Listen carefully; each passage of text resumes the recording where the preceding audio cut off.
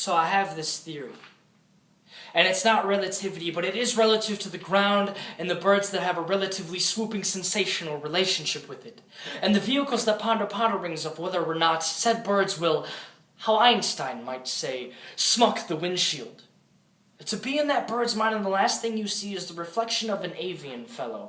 Eyebrow raised, caught in a daze as he ends his days, how I might say, I'm caught in a panic on these days when I'm not manic.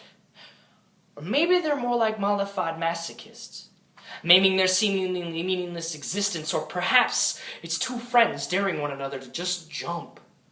Two crows poking one another. Hey, Bob, I dare you to swoop down when that truck reaches the green Honda. But why would a crow know what a Honda is? Why do humans know what depression is?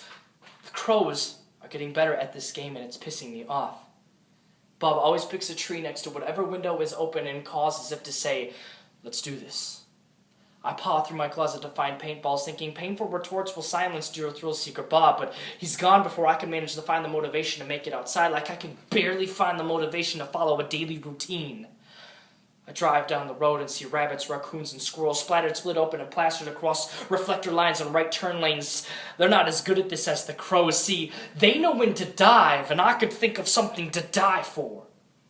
They swoop down to the other side and glance over their shoulder, trying the pride of whoever still waits in the branches of that tall elm street. I have nightmares that feature smiles! Call me a crow because I've gotten so good at getting close to something before fleeing to a different side. But when I look back, there's never any hesitation. You see, I'm optimistic with my pessimism.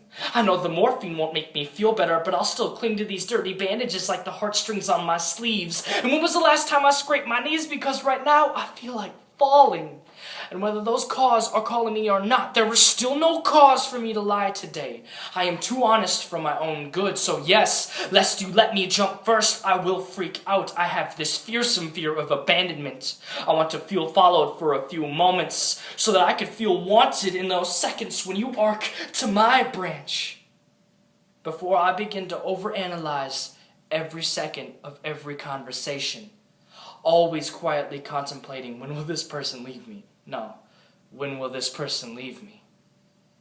And I wish I could blame myself for this complex, but there are so many outside sources watering it and giving it miracle growth, and it has become so ingrained in my core that I've been trying to uproot it for years, and to no avail, since every once in a while a new pail shows up on occasion, making the last one pale in comparison.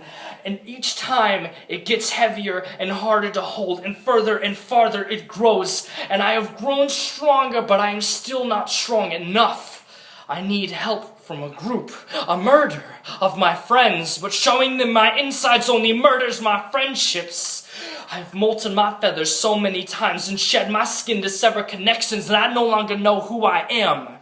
I only catch glimpses and sleepovers of codependence, or when I stand in front of a room full of strangers and slam at my walls until everything raw is in the open and bleeding.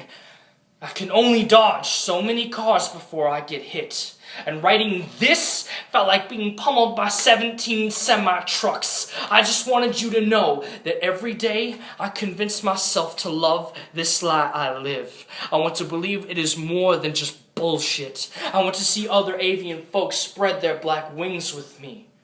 This is for those who are depressed and do not understand why. This is for the crows. This is for those who are too afraid to die alone. This is for the crows. And this is for those who want to form something greater than themselves, to form a murder of friends, to take this life and reshape it. This is for the crows, and this is for the hopes that I will finally have someone to fly with.